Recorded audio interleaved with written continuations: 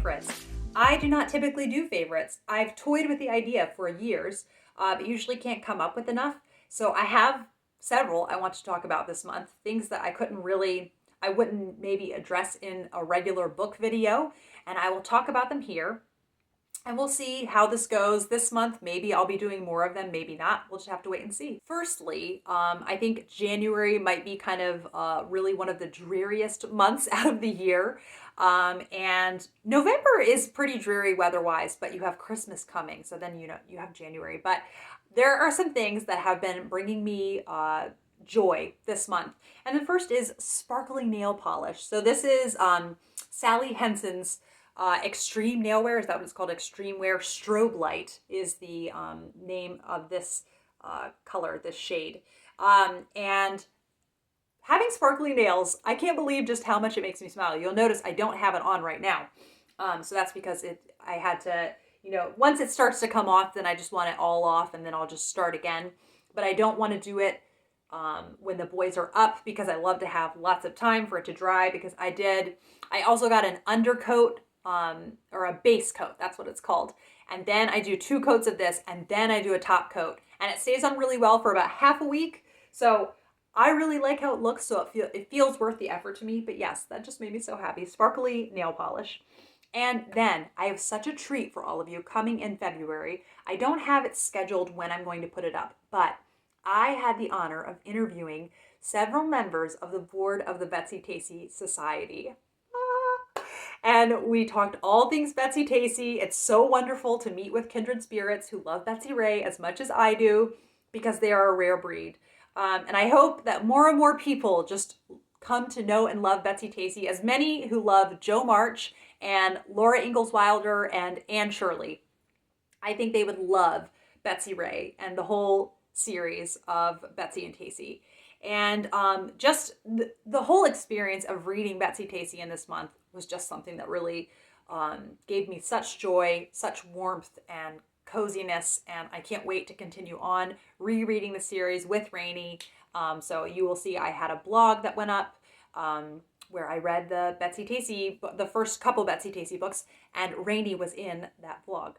So that was a really big treat. And next month you'll see a vlog going out on her channel of us reading the next couple books. So keep an eye out for that. Then a really, really fun thing.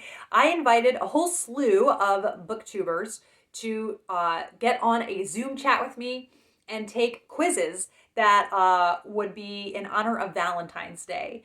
So who was our bookish husband, who is our Jane Austen soulmate, and what Disney like guy would you end up with? And we had so much fun. My face hurt from smiling so much. My stomach was sore from laughing so much.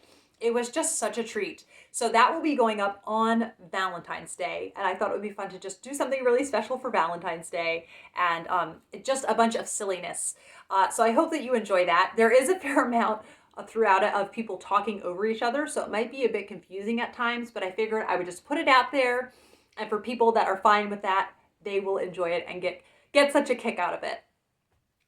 Then this magazine, Victoria Magazine. I've known about this magazine for a while. Robin from Driftless Reader was very kind a couple years ago and sent me a copy of it. And then I just forgot about it. But this year, because Jan Karen is the author in residence of Victoria Magazine, I thought I'm going to subscribe to it this year. And I had forgotten how much I loved magazine reading. I had forgotten it. Ever since I started BookTube, I only wanted very quantifiable reading to happen. You can't put magazines in on Goodreads. At least I think you can't.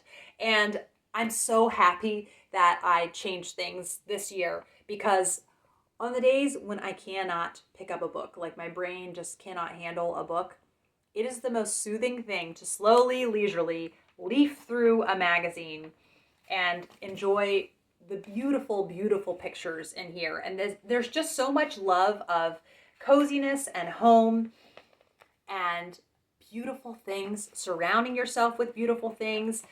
In this one, they did a special on women entrepreneurs. They have this one on a ski town in Vermont, a whole special on that. And then, of course, the little article that Jan Karen wrote. I mean, look at this. Just all these beautiful things. So I wasn't sure if I would find it interesting because I just had forgotten what was in it. But it was just an absolute delight. So I'm glad that I had this subscription, and I felt so inspired by just how lovely it was to flip through a magazine, a beautiful magazine, that I went ahead and I saw on Amazon they have a subscription for Southern Living, which the Southern girl in me was like, yes, $5 for a year subscription to Southern Living, and then also $5 for a year subscription to Better Homes and Gardens. So I cannot wait to indulge in magazine reading this year. But I feel like I don't really want to be on the internet, but I don't want to be reading a book. Oh, this is something that I can pick up. So that was a really lovely aspect of the month. And then book baths. I indulged in multiple book baths in the month, and it's like the stress just melts away when you're in there. I would love to get some good like bubble bath or something, to have while I'm in there. But it was just absolutely delightful. So I can't recommend it enough. And my ideal reading playlist, whether, just reading out of the bath or reading in the bath on Spotify, I will link below.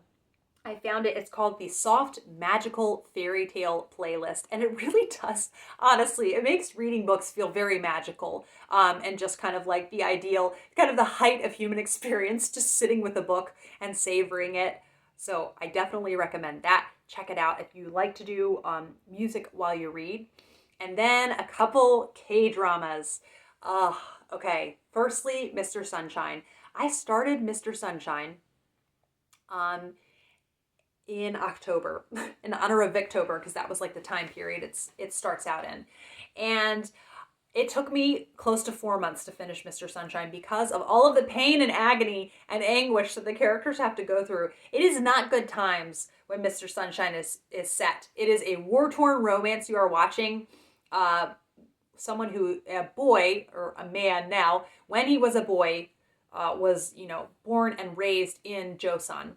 And then something happens and he leaves for America. And he is an American soldier. But he comes to Joseon because he is stationed there. And he meets A Shin, who is a noblewoman. And so they have this war-torn romance. It is not a good time to be in love in Korea.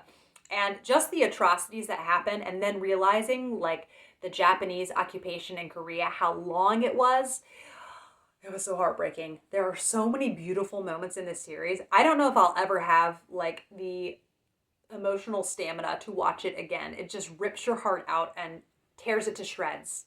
And it was a lot. So it was a really tough watch in parts, but it was also so beautiful.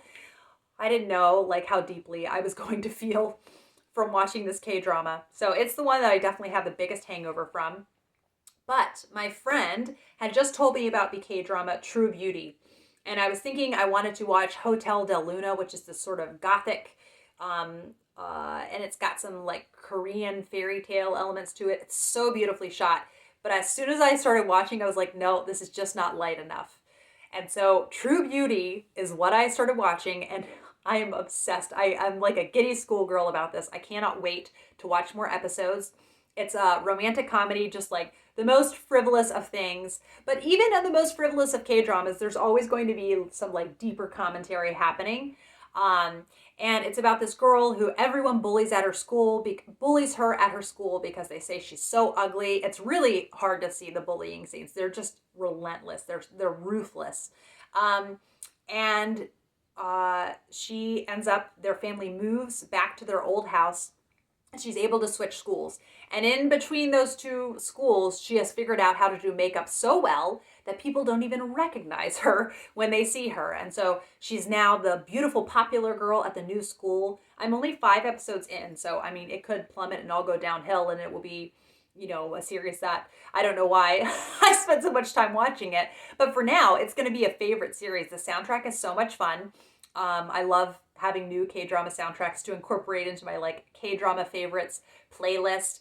I love her family. They're so entertaining, because this would already be a series I really enjoyed if it just had the school aspect, because there's some really fun and funny things that happen there. But her family just like knocks this out of the park and makes it what's going to be a favorite series, I think. As always, it's really fun to see any crossover with actors that you've seen on other shows. And yes, oh, just such a treat and making me so happy and brightening my January. Then Arthur turned 3. So we had just a family birthday party, the 4 of us.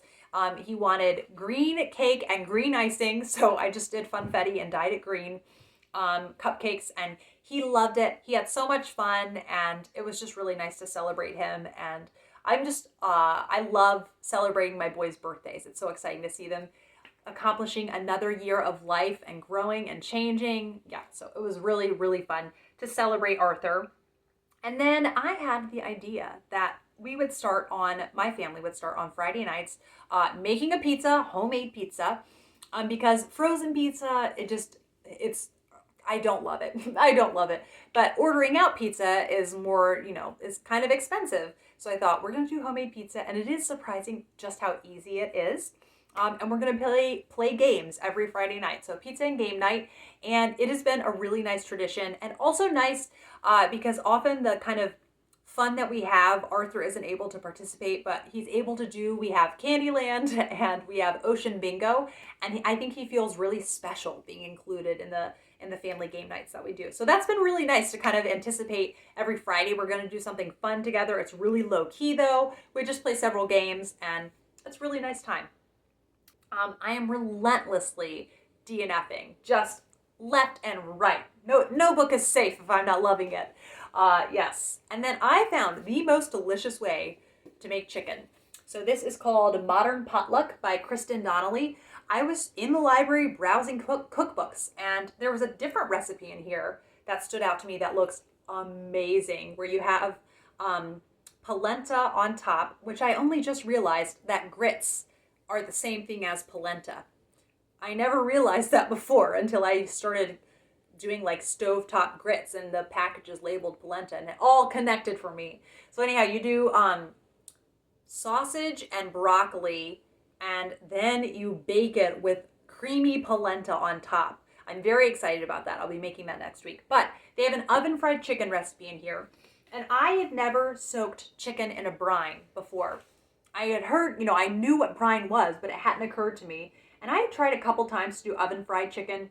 I didn't want to do stovetop fried chicken because just worrying about whether it's actually cooked and if it's too crispy on the outside and like, will I burn it? Will I dry it out? It was just too overwhelming. But the oven fried chicken was never that tasty, kind of bland. So I did the brine.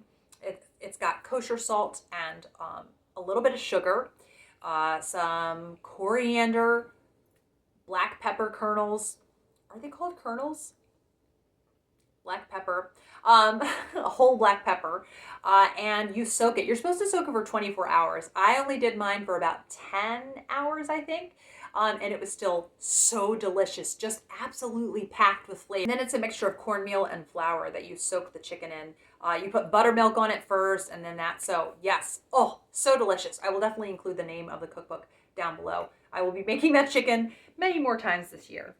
And lastly, a YouTube channel that has made me so happy on days when I just really was feeling so crummy. It was really lovely to go through the backlist of this channel, and I still haven't gone all the way through, and it's called Lad Baby. It is a UK channel, and over Christmas they hit 1 million subscribers. I found them like at the beginning of when everything shut down because of coronavirus. There was a video having to do with that. And it is just this sweet little family, this sweet little English family, and they have 2 boys, and it's just their personalities that make their videos so especially fun. Sometimes they play pranks on each other, it's never fun to have a prank played on yourself, but it's fun to watch it happen to other people. And they have really sweet little boys, and he does really creative things for his family. During the lockdown, his son had really wanted McDonald's for his birthday. And so he set up this like fake faux drive-through. He set up this fake drive-through for his son to go through and made him like chicken nuggets and French fries. It was very, very sweet. So yeah, they're a fun family to watch, and yeah, just a lot of fun. So those are my January favorites. We'll see where this goes. I might be doing favorites each month. I don't know. But there was just too much that I felt like sharing with the world, and I realized I could just do a favorites video. So thank you as always for watching, and I will be back with another video soon. Bye.